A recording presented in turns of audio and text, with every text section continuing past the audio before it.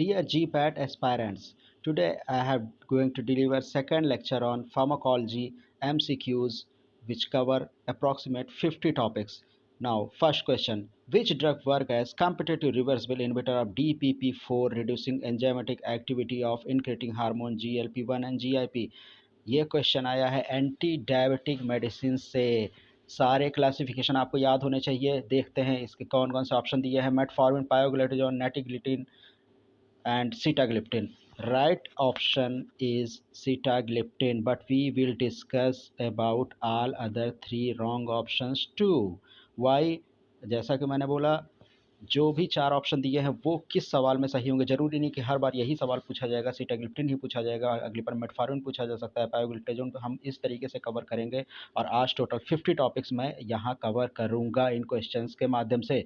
तो देखते हैं है क्या ये। Metformin, pioglitazone, netiglitazone and nateglinide and sitagliptin, all these are anti diabetic medicine. ये ऐड कैसे करती हैं, इनका जो क्लासिफिकेशन है अगर आपको नहीं याद है तो मैं तुरंत याद कराऊंगा आपको। जी पैट में पूछा जाता है, एक सवाल एक बार आया था कि indirectly acting anti diabetic medicine कौन कौन सी। तो इनडायरेक्टली किसको कहते हैं? इनडायरेक्टली उसको कहते हैं जो सीधे बीटा सेल्स, पैनक्रियाज की बीटा सेल पे एक्टिवेशन करता है और वहाँ से इंसुलिन रिलीज कराता है, उसको इनडायरेक्टली एक्टिंग मेडिसिन बोला जाता है, जिसमें आता है सल्फोनाइल यूरिएज एंड मेग्लिटिनाइड।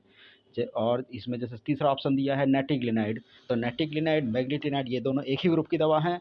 और सल्फोनाइल यूरिएज ये सारी पोटेशियम चैनल ब्लॉकिंग एजेंट हैं, इंसुलिन रिलीज को बढ़ाती हैं बीटा सेल से, इनको इनडायरेक्टली एक्टिंग बोला जाता है। इसी तरीके से डायरेक्टली एक्टिंग उसको बोला जाएगा जो ग्लूकोज के अपटेक को सेल के द्वारा बढ़ाता है। मतलब जो ब्लड में ग्लूकोज है जिसकी वजह से डायबिटीज मेलिटस हुआ है, उस ब्लड को किसी भी तरीके से सेल के अंदर हमें ले जाना है, उसका मूवमेंट बढ़ाना है। अगर इस तरीके से कोई भी दवा एक्ट करती, कोई भी एंटी डायबिटिक मेडिसिन एक्ट करती, तो उसको डायरेक्टली एक्टिंग कहती है, जिसमें आता है बिगेनाइड्स। बिगेनाइड्स मतलब मेटफॉर्मिन, ये पहले वाली। उसमें आता है पायोग्लिटाजोन। पायोग्लिटाजोन मीन्स किस ग्रुप से? थायाजोलिडिन पायोग्लिटाजोन। और तीसरा इसमें आता है अल्फ़ा ग्लूकोसाइडेज इनहिबिटर, जो जब हम खाना खाते हैं और एब्जॉर्प्शन के बाद, ब्रेकडाउन के बाद ग्लूकोज बनता है, उस ग्लूकोज को ही वहाँ से एब्जॉर्ब होने से रोक देता है। अब बिगोनाइड्स की बात कर लेते हैं, इसकी मैकेनिज्म की। तो ये GLUT1 एक्टिविटी को बढ़ाता है। कई बार ये सवाल पूछा गया है, इस तरीके से पूछा जाएगा, या तो मेटफॉर्मिन के बारे में पूछ लिया जाएगा, या पूछ लिया जाएगा कि बिगोनाइड्स कैसे ऐड करते हैं, हाउ दे एक्ट। तो आंसर होगा GLUT1 एक्टिविटी इंक्रीज करते हैं। और जब पूछा जाए पायोग्लिटाजोन का कैसा एक्शन है, सेकंड वाला ऑप्शन, इसका जब मैकेनिज्म आएगी तो पूछा जाएगा, तो इसका सही ऑप्शन होगा GLUT4 एक्टिविटी। नोट कर लीजिए, कहीं भी जिनको ना याद हो वो लिखते जाएं जो मैं बोल रहा हूँ। GLUT4 एक्टिविटी को इंक्रीज करता है पायोग्लिटाजोन, GLUT1 एक्टिविटी को इंक्रीज करता है बिगेनाइड्स या मेटफॉर्मिन। चलते हैं सेकंड क्वेश्चन पे। विच of the following drug block CNS NK1 receptor? अब ये क्या है भाई? ऑप्शंस देखते हैं कहाँ से आया है। डॉमपेरिडॉन, हायोसिन, एप्रीपाइटेंट, नेबिलॉन। अब ये आया है एंटी एमेटिक से। यहाँ सही ऑप्शन है एप्रीटॉन। ये एक एंटी एमेटिक मेडिसिन है जो कि कीमोथेरेपी जब होती है, कैंसर का ट्रीटमेंट जब पेशेंट्स का होता है, वहाँ पे पेशेंट्स को वोमिटिंग होती है उस मेडिसिन और रेडिएशन की वजह से, तो उसमें ऐड करने वाली ये एक पोटेंट दवा है। एडवांस मेडिसिन है, ये न्यू मेडिसिन है। जितनी भी न्यूअर मेडिसिन हैं, आप अगर फार्माकोलॉजी में KDT की बुक पढ़ रहे हैं, उसमें जो न्यूअर मेडिसिन हैं उन पे ज़रूर फोकस करिए, वो बहुत ज़्यादा पूछी जाती हैं।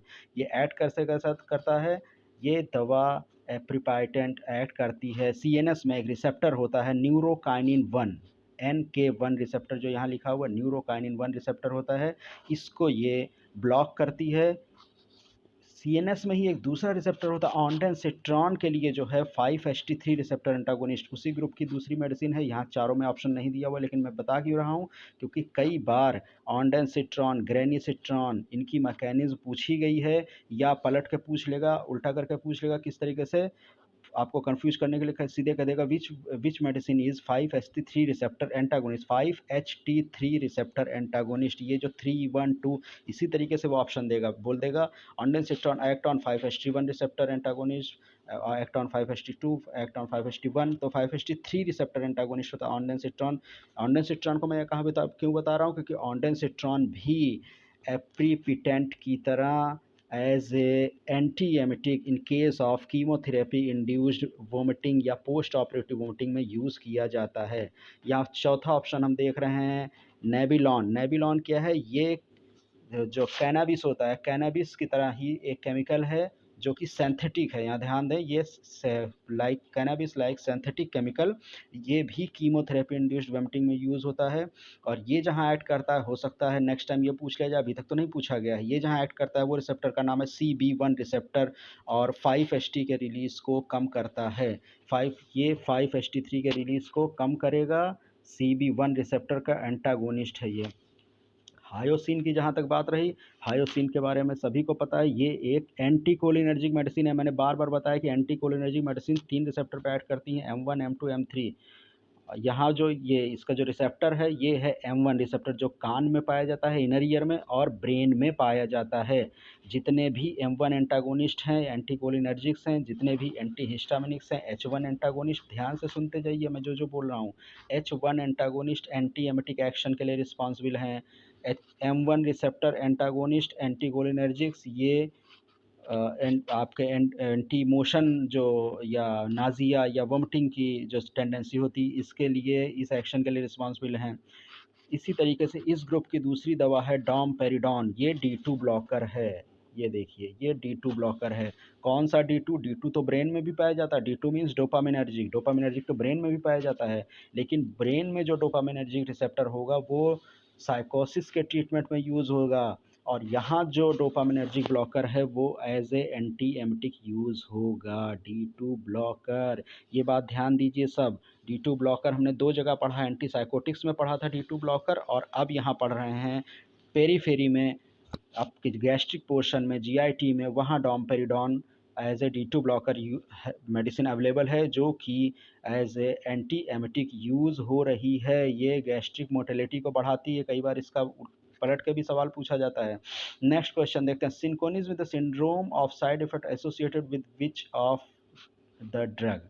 ऑप्शंस है क्विनिन, लिथियम, डिजॉक्सिन, एम्फोटेरिसिन। भी सारे ऑप्शंस में राइट ऑप्शन को ग्रीन कर दिया गया है, राइट ऑप्शन है quinine.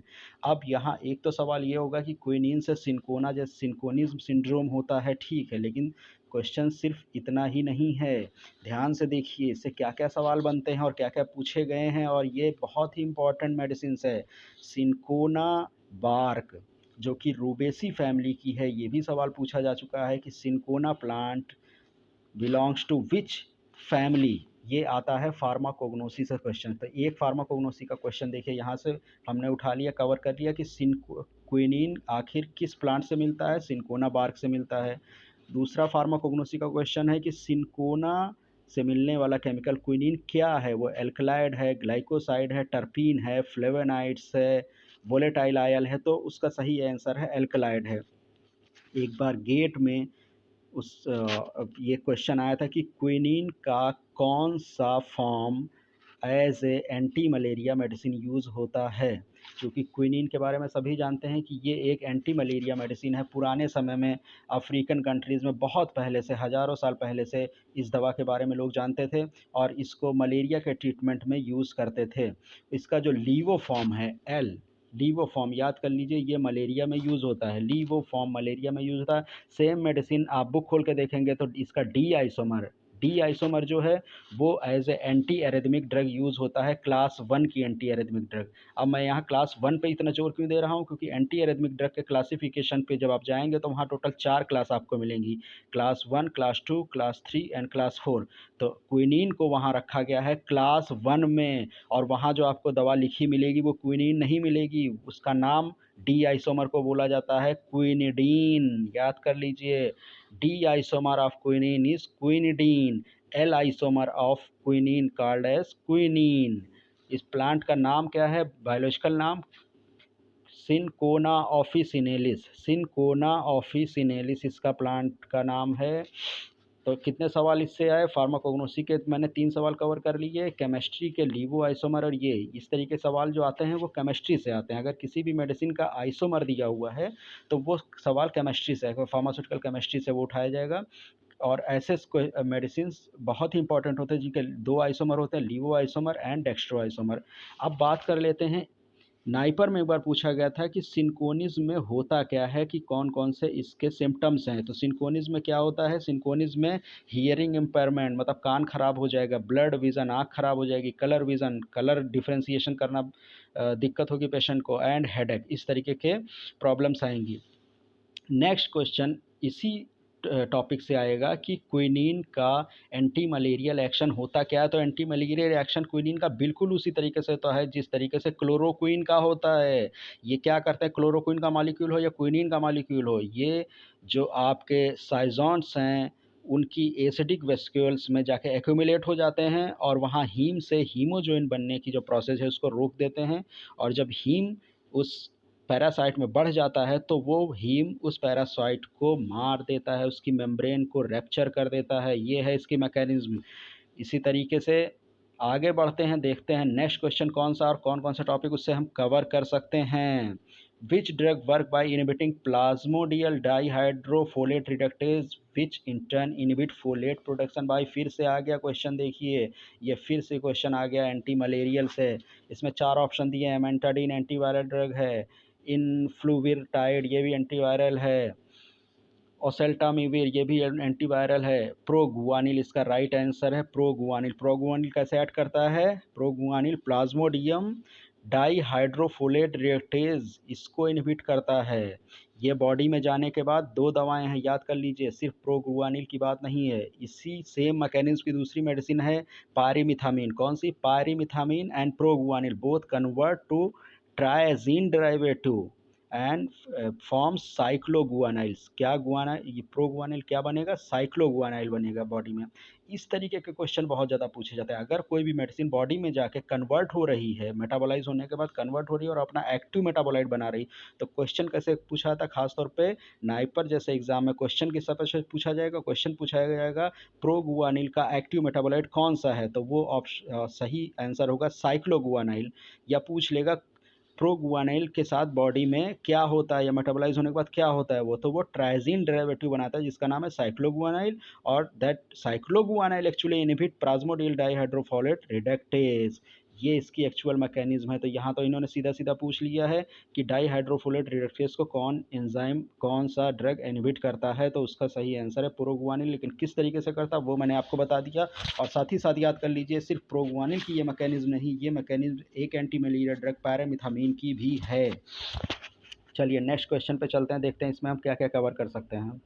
Levodopa carbidopa absorption is reduced when taken with meal high in which nutrients. भाई बहुत ही सिंपल सवाल है, carbohydrate protein fat all above, इसमें सही आंसर है प्रोटीन। ऐसा क्यों है, क्योंकि लीवोडोपा कार्बिडोपा इनको केमिकली अगर आपने पढ़ा होगा तो ये एमाइंस को रिप्रेजेंट करते हैं। एमाइन का केमिकल स्ट्रक्चर एमाइंस जैसा होता है। और हमेशा याद रखो, जब एक केमिकली एक जैसे 2 कंपाउंड होंगे और अगर उनको एक साथ खाया जाएगा एक साथ लिया जाएगा तो उनके एब्जॉर्प्शन में जो चूँकि जो चैनल होता है वो ये नहीं पहचानता है एब्जॉर्प्शन का चैनल कि आप ग्लूकोज ले रहे हैं या कोई और हेक्सोमर ले रहे हैं, हेक्सोज ले रहे हैं, आप अमीनो एसिड कौन सी ले रहे हैं। वो चैनल जो है वो बस ये जानता है कि वो अमीनो एसिड्स को लेना है, उसको उसके बराबर का ओपनिंग होती है उस चैनल में, तो वहाँ कंपटीशन शुरू हो जाता है। तो प्रोटीन जब ब्रेक डाउन होने के बाद अमीनो एसिड्स बनता है तो वो अमीनो एसिड लीवोडोपा कार्बिडोपा के एब्जॉर्प्शन के साथ कंपटीशन करने लगता है।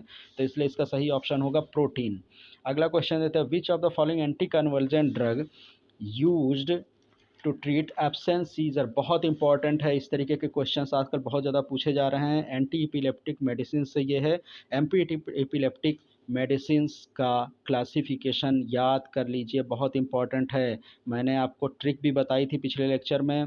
भाई साहब क्या है, BHAISAB,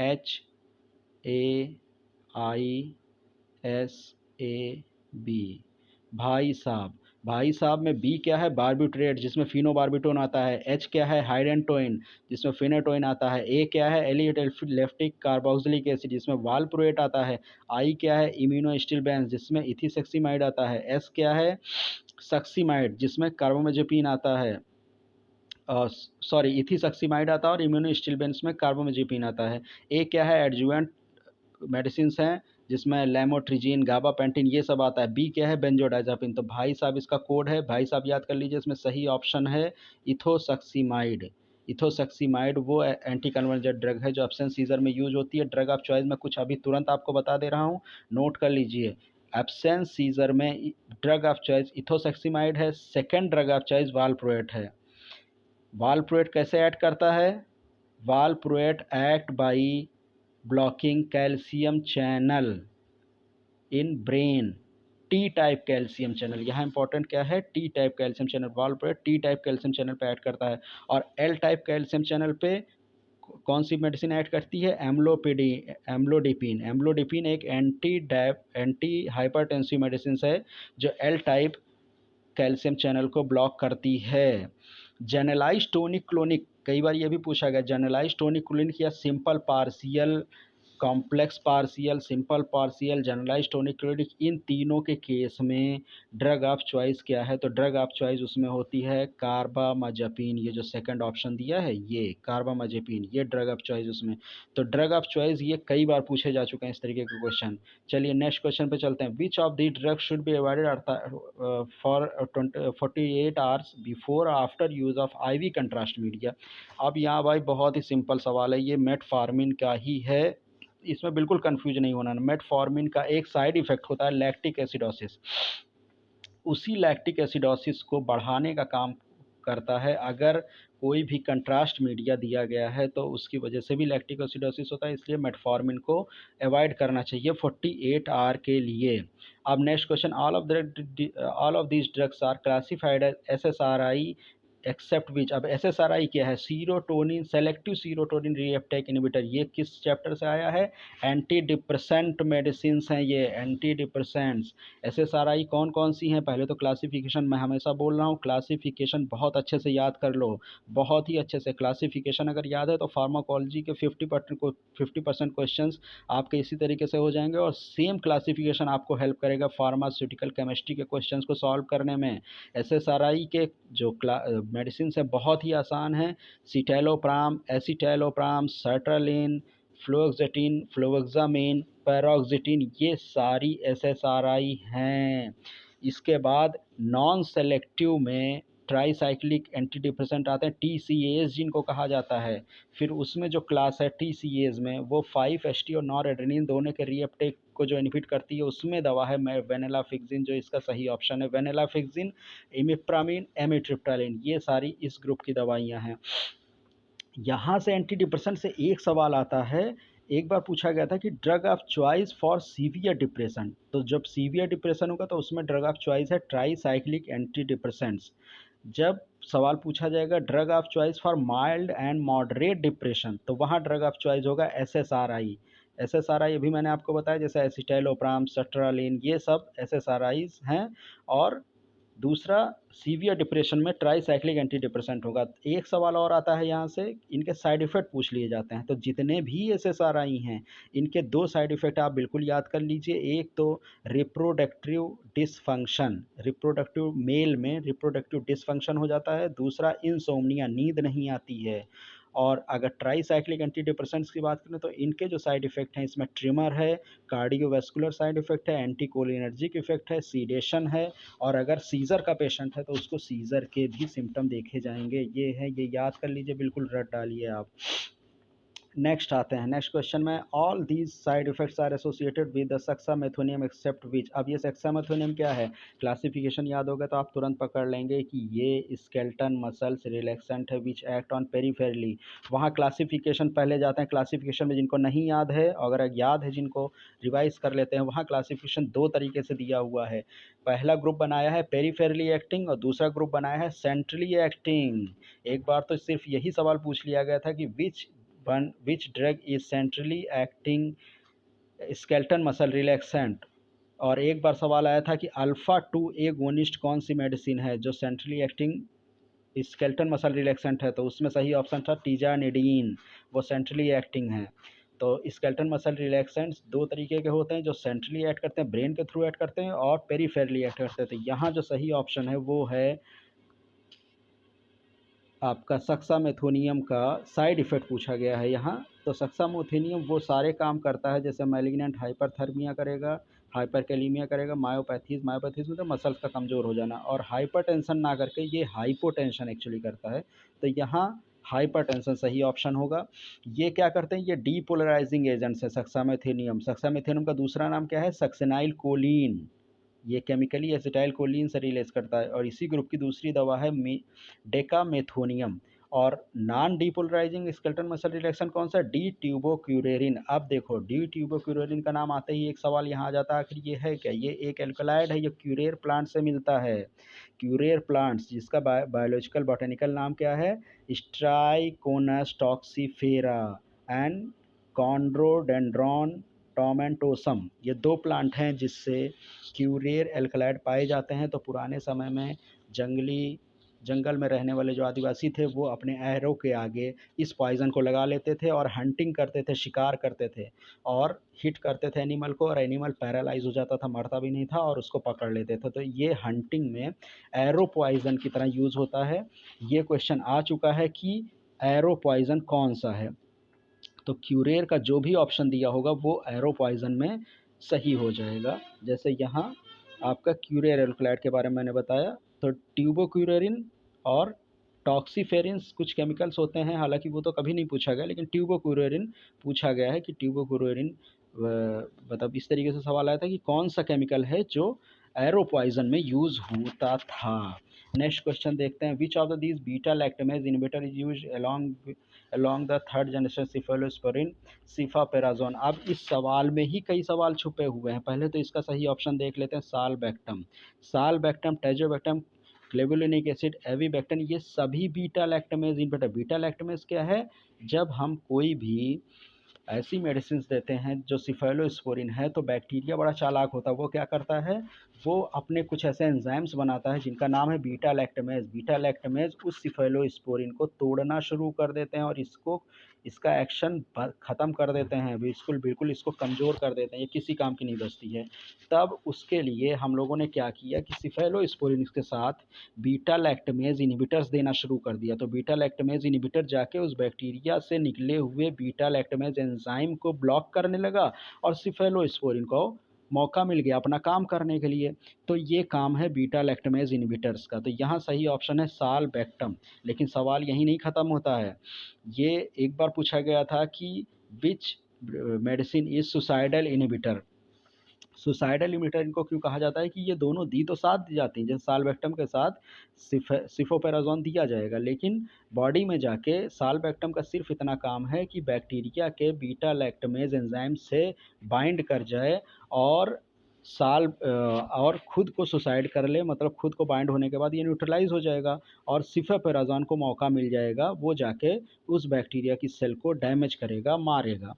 इसी तरीके से क्लेवुलिनिक एसिड वो एक नेचुरल बीटा लैक्टमेज इनहिबिटर है। क्लेवुलिनिक एसिड पहला ऑप्शन जो है, और ये ऑब्टेन किससे होता है, इस तरीके के क्वेश्चन बहुत कुछ। अगर कोई भी एंटीबायोटिक किसी बैक्टीरिया या किसी फंगस से ऑब्टेन हो रही है तो वो सवाल कई बार पूछा जा चुका है। इस तरीके के सवाल पूरी एक लिस्ट है, अगर आप वो लिस्ट चाहते हैं तो मुझे इस वीडियो के कमेंट बॉक्स में कमेंट करें, मैं आपको वो लिस्ट प्रोवाइड करूँगा जिसमें सारे ऐसे बैक्टीरियाज और फंगस की लिस्ट है जिनसे एंटीबायोटिक्स मिलते हैं, क्योंकि उनसे एक सवाल आना कन्फर्म ही है, 100% श्योर है ये। तो उस बैक्टीरिया का नाम है क्लेवुलिजीनस स्ट्रेप्टोमाइसस, उससे मिलता है क्लेवुलिनिक एसिड। इसमें होती है beta lactam ring. Beta lactam ring ही रिस्पॉन्सिबल होती है इनके बीटा लैक्टमेज इनहिबिटर एक्शन की के कारण। इसका जो बीटा लैक्टमेज एक्शन आता है उसका जो रिस्पॉन्सिबिलिटी है वो बीटा लैक्टम रिंग की वजह से ही होती है। नेक्स्ट है सालबैक्टम। ये सेमी सिंथेटिक है और ये एक फंगस से मिलता है और उसके बाद सेमी सिंथेसाइज किया जाता है। नेक्स्ट है इससे जो एक सवाल एक बार आया था, मैं देख रहा हूँ जीपैट में एक सवाल पूछा गया था कि सिफेलोस्पोरिन्स किससे ऑब्टेन होते हैं। तो सिफेलोस्पोरिन भी एक्चुअली ये फंगस से ऑब्टेन होते हैं। फंगस से ऑब्टेन होने के बाद फिर इनसे सिफेलोस्पोरिन सी बनता है और उस केमिकल से सिफेलोस्पोरिन सी से सेमी सिंथेटिक तरीके से ये सारे सिफेलोस्पोरिन, सिफिक्जिम, सिफ्ट्रैक्सोन ये सारे सेंथेसाइज किए जाते हैं। और इसी ग्रुप से एक सवाल आता है, जनरेशन पूछ लेगा कौन सी फर्स्ट जनरेशन सिफेलोस्पोरिन है, कौन सी सेकंड जनरेशन सिफेलोस्पोरिन, कौन सी थर्ड जनरेशन है, कौन सी फोर्थ जनरेशन है। पूरा क्लासिफिकेशन याद है तो बहुत अच्छी बात है, नहीं याद है तो कम से कम थर्ड जनरेशन और फोर्थ जनरेशन जरूर याद कर लीजिए। फोर्थ जनरेशन में केवल दो मेडिसिन है, सिफेपिम एंड सिफपिरोम, ये दोनों इंडिया में अवेलेबल नहीं है। थर्ड जनरेशन जो है इसमें दो क्लास हैं, ओरली दी जाने वाली और आईवी रूट से। तो ओरली में सिफोडॉक्सिम और सिफिक्जिम बहुत ही पॉपुलर नाम है, और थर्ड जनरेशन सिफेलोस्पोरिन जो आईवी रूट से दी जाती है उसमें सिफोटैक्सिम, सिफ्ट्रैक्सोन और सिफपेराजोन। इतना क्लासिफिकेशन तो एटलीस्ट आपको याद ही होना चाहिए if you want to crack GPAT examination. जिस तरीके से मैं पढ़ा रहा हूँ उस तरीके से ही आपको पढ़ना है, हर एक क्वेश्चन को इस तरीके से कवर करना कि एक एक क्वेश्चन में हम 4-4, 5-5 टॉपिक कवर करें। नेक्स्ट क्वेश्चन है, which of these ACE inhibitor contain a sulfhydryl moiety the component responsible for the metallic taste. अब देखो यहाँ ये सवाल आ गया कहाँ से, हाइपरटेंशन से, एंटी हाइपरटेंसिव मेडिसिन से। ACE क्या होता है, ये AC एक्चुअली एक एंजाइम है जो AC1 को AC2 में कन्वर्ट करता है। एंजियोटेंसिन, AC क्या है, एंजियोटेंसिन 1 को एंजियोटेंसिन 2 में कन्वर्ट करता है। पहले मैकेनिज्म समझ लो इसकी क्या होती है। बॉडी में एंजियोटेंसिन 1 होता है, उस एंजियोटेंसिन 1 को एंजियोटेंसिन 2 में कन्वर्ट करने के लिए ACE एंजाइम चाहिए होता है। अब नॉर्मली होता है क्या, जब AC2 बन जाता है तो वो एल्डोस्टेरॉन के रिलीज़ को बढ़ाता है। एल्डोस्टेरॉन का रिलीज़ बढ़ेगा तो बॉडी में सोडियम की मात्रा बढ़ेगी और ब्लड प्रेशर बढ़ेगा। हमें ब्लड प्रेशर बढ़ने से रोकना है तो हम क्या करते हैं कि एंजियोटेंसिन 1 से एंजियोटेंसिन 2 बनने की प्रोसेस को रोक देते हैं। उसके लिए जो मेडिसिन दी जाती हैं उन्हें बोला जाता है ACE इनहिबिटर्स। इसमें कौन कौन सी मेडिसिन आती हैं, रेमिप्रिल आती है, कैप्टोप्रिल आती है, ये सारी मेडिसिन इसमें आती हैं। अब इस केमिकली अगर फार्मास्यूटिकल केमिस्ट्री से जो सवाल यहाँ आता है, एक्चुअली ये फार्माकोलॉजी के साथ साथ फार्माकेमिस्ट्री से भी पूछा गया है ये सवाल। तो इसमें दो तरीके के केमिकल होते हैं, एक ऐसी मेडिसिन होती हैं AC इनहिबिटर्स जो थायोल ग्रुप जिनके पास होता है या सल्फहाइड्रिल मॉइटी होती है, जिसका एक एग्जाम्पल है कैप्टोप्रिल, यहाँ सही ऑप्शन है captopril.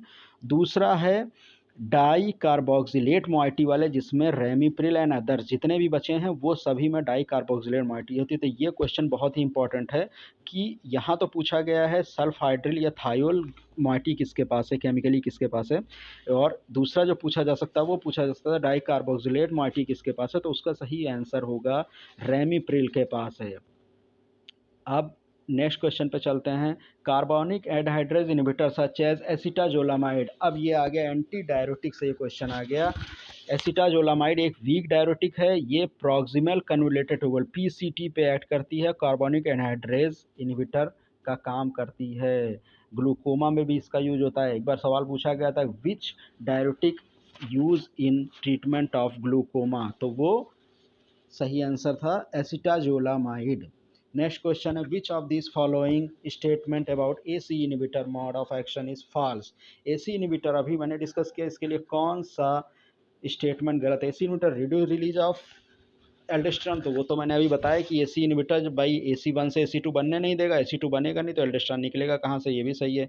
AC inhibitor leads to increase in renin secretion, ये भी सही है, क्योंकि AC1 जो है वो जब ज़्यादा बनेगा तो वो रेनिन के रिलीज़ को प्रमोट करता है, क्योंकि AC1 AC2 में बदलेगा नहीं।